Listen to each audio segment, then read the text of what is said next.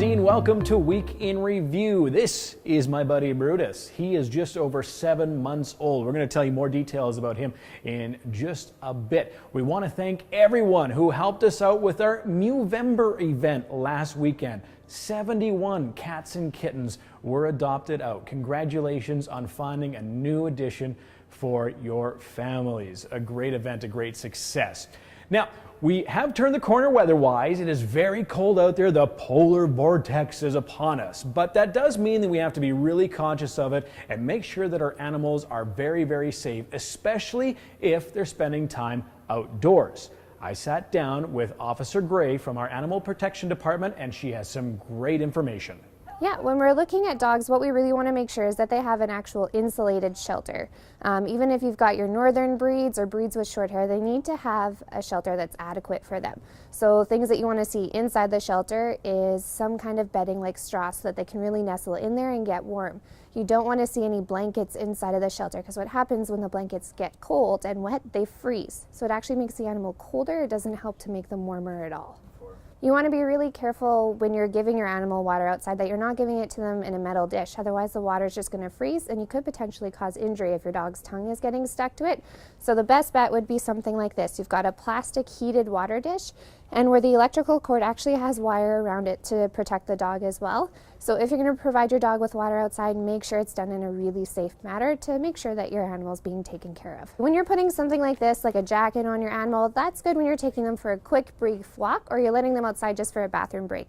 If you're letting your dog outside or they're an outside breed, a jacket's not going to be sufficient. It might help for a short period of time, but we need a good insulated shelter, a wooden shelter, not necessarily those dog glues that you might find because they're not insulated. We need that warmth to help the animal get actually warm and off of the snow. That's another really important part.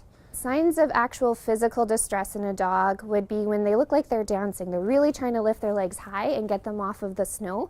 That's a sign of physical distress. If they're curling up in a ball and they're shaking, that's another sign. They become lethargic or non-responsive because they've literally become so cold. That's the time when you need to call us right away. Some great tips to help our animals stay safe during the cold winter months. Thanks, Officer Gray. We also want to send a big thank you and a shout out to our foster care program. Currently, we have 0 animals waiting to be put into foster homes. We have 36 homes with 129 animals in those homes. Great job, everybody in the foster care program. This weekend, a great adoption event at Sherwood Park Chevrolet. We have teamed up with them. They're going to have some on-site adoptions as well as proceeds from vehicles sold on Saturday will come to the Edmonton Humane Society. Plus, they're paying for those adoptions on site. And to top it off, we're also stuffing a Spark. Yes, a Chevrolet Spark, the little vehicle with toy donations and packages you can buy. And again, proceeds to the Edmonton Humane Society. They're doing a great job, so thank you so much for Sherwood Park Chev. Let's get to Brutus. Brutus was transferred here from the Lloydminster SPCA, and he's been with us for a while. Now, he is currently under some medical care because he has a little wart on his nose. And it's just like kids, when they get one, it can be passed on from child to child. It can be passed on from dog to dog. He's responding very well to the treatments, and of course, it's a common thing that will most likely go away. So don't let that deter you. He's a great dog, very calm. He's a pup, he's 7 months old, and he's looking for a forever home. You can come see him at the Edmonton Humane Society and, of course, ask all the questions to make sure he's the right fit for you.